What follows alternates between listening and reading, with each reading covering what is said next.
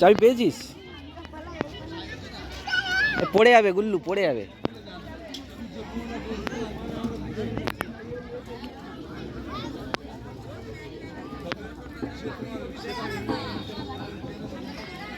তার বাড়ি জল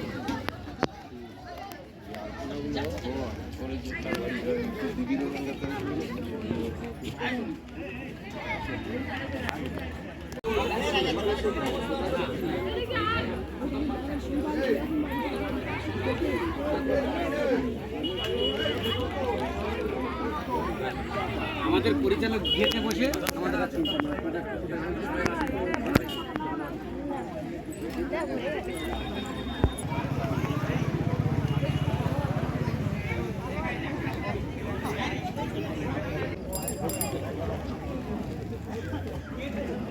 স্টিকটা আনলে কি ভালো হতো?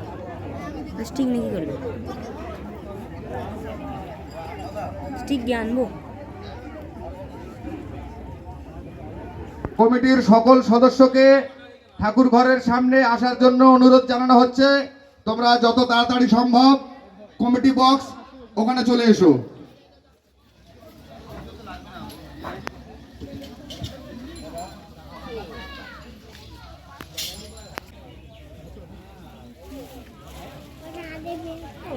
এটা ওয়াল লাগাচ্ছি, ঠিক হচ্ছে না।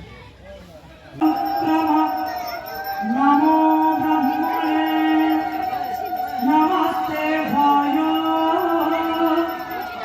ত্বমেব প্রত্যক্ষং ব্রহ্মাসি ত্বমেব প্রত্যক্ষং ব্রহ্ম বদিষ্যামি ঋতং বদিষ্যামি সত্যং বদিষ্যামি তন্মামবতু তদ্ভক্তারমবতু अवतु माम् अवतु भक्तारम् ॐ शान्तिः शान्तिः शान्तिः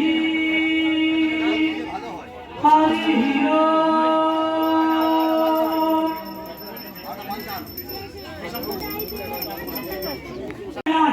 ब्राह्मण माने चूड़ाন্ত বিশেষ। তাহলে এখন দেখা গেল তাহলে ব্রাহ্মণদের কি বলা হয়েছে? ব্রাহ্মণ গ্রন্থে মন্ত্রের প্রয়োগ বিষয়ে বলা হয়েছে। এই যে ব্রাহ্মণরা মন্ত্র উচ্চারণ করছেন, কখন কোন মন্ত্রটা উচ্চারণ করতে হবে, কোন মন্ত্রের দ্বারা কোন কাজটা করতে হবে, সেইগুলো যে গ্রন্থে আছে সেই গ্রন্থটা হচ্ছে ব্রাহ্মণ গ্রন্থ। তাহলে মন্ত্র বেদ, এই বেদ কিন্তু আবার আমাদের চারটে বেদ, একটাই ছিল, অখণ্ড ছিল।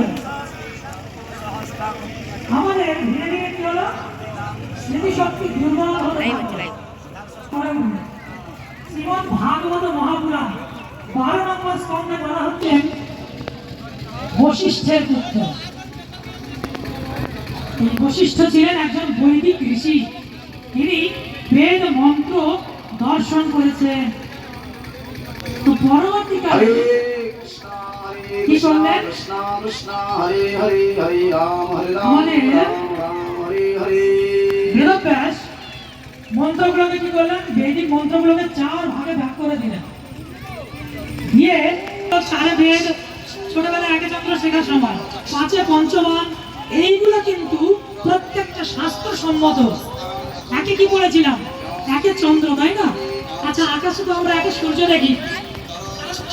এখন 3 নেত্র, এই নেত্র তিনটির নাম কি আমাদের কাছে জানা আছে? ভগবান শিবের যে 3টি নেত্র, চন্দ্রার্ক বৈষ্ণব চন্দ্র, সূর্য এবং